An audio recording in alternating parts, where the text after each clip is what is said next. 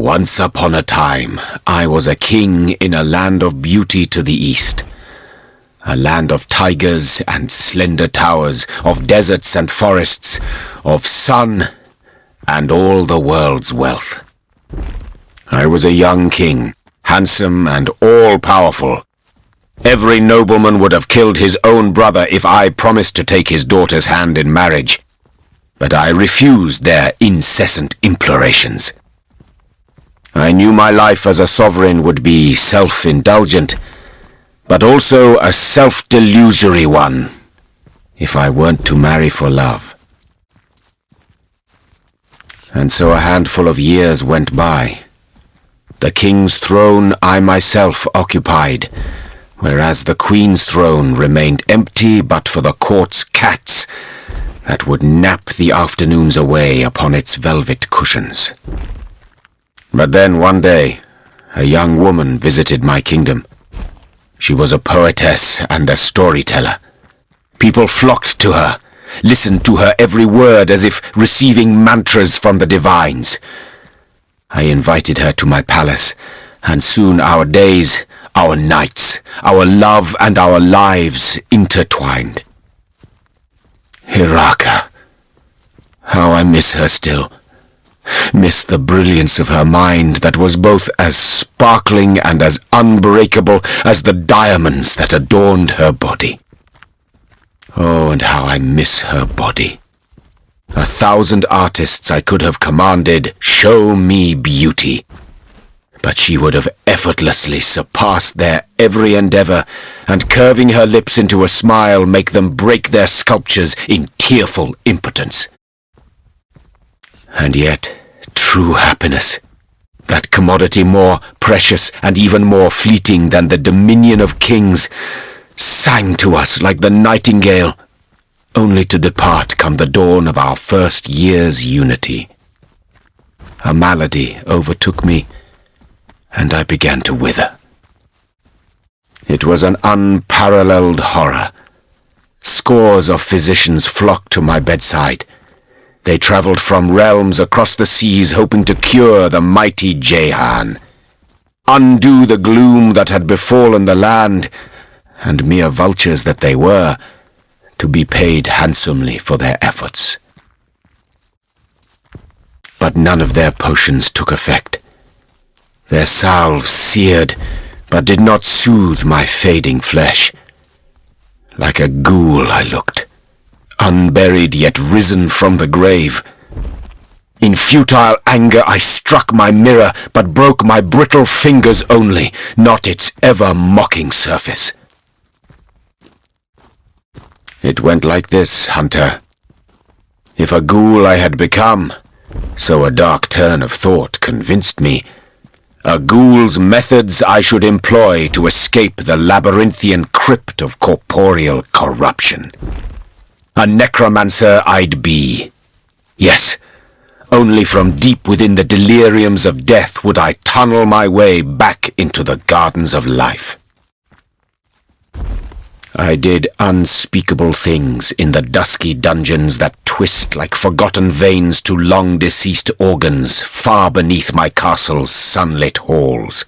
Halls which held my throne and held the bed upon which Hiraka slept, her very touch blessing the satin she reposed upon. Still there came no relief. Perversions I created in scores, but they were mere undead all. Creatures so piteous that the thought of cheating death in their guise frightened me more than the swing of the scythe itself.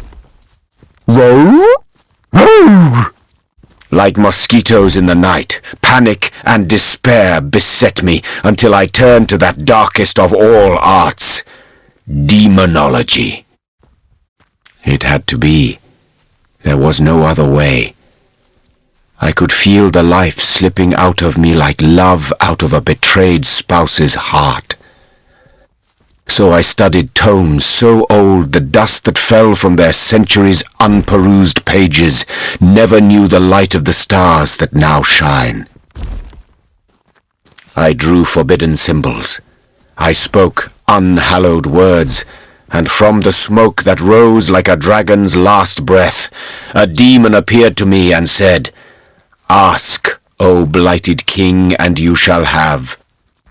"Just tell me," I cried, "tell me what ails me." Hiraka. Never had I known a single word can cut deeper than the sharpest of daggers.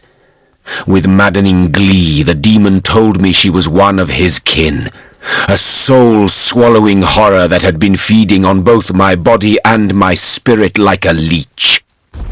An ancient being was she, that moved from king to king throughout the ages, filling their hearts with love, then draining them of life. After such revelations, does one truly desire to live on? Death seemed like a mother then, welcoming me with her all will be well embrace.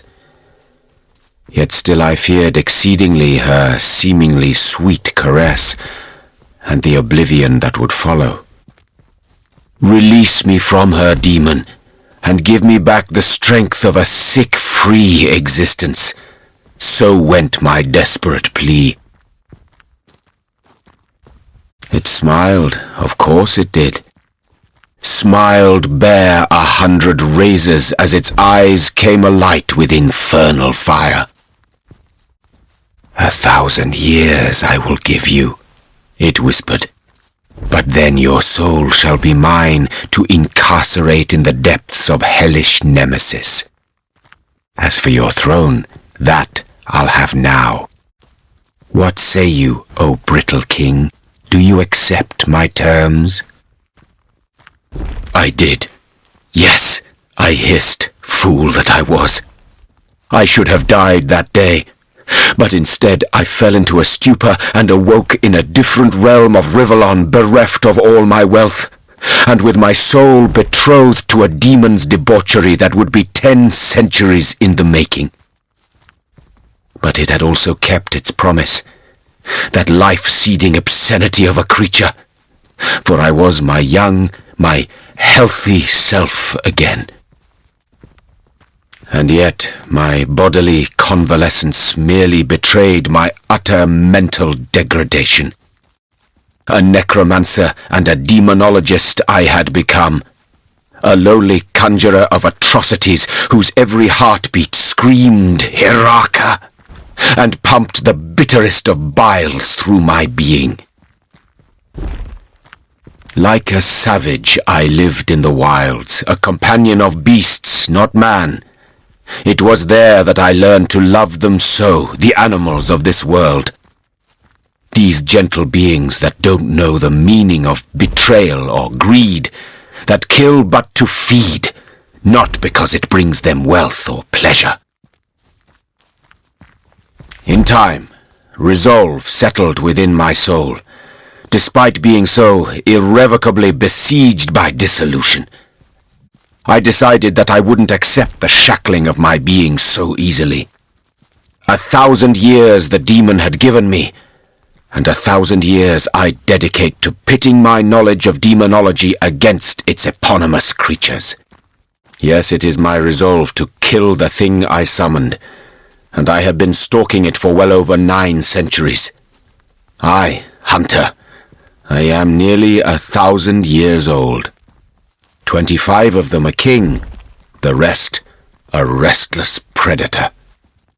Balberith is the demon's name. If I don't find and slay him before the year is out, my soul will be his to torture eternally. Now you know what drives me. Now you know the reasons for my haste. Either I fail and suffer for all time, or I win and life everlasting will be mine. That is a good question. As for Hiraka, I don't know what happened to her. I have seen my erstwhile palace from afar, a ruin now, a house of wind and dust. Beyond a doubt she moved on and lies, as we speak, in the arms of another king, assuring him he's only a bit under the weather, that his humours will be in balance again within a matter of days. Poor man. Like all men, he's a fool. Oh, but how I long to be wise. There has to be a first, hasn't there? If I can look her in the eye and denounce her, that shall be a start. But perhaps that day will never come. Born a fool and buried a fool. Perhaps that is simply how it must be.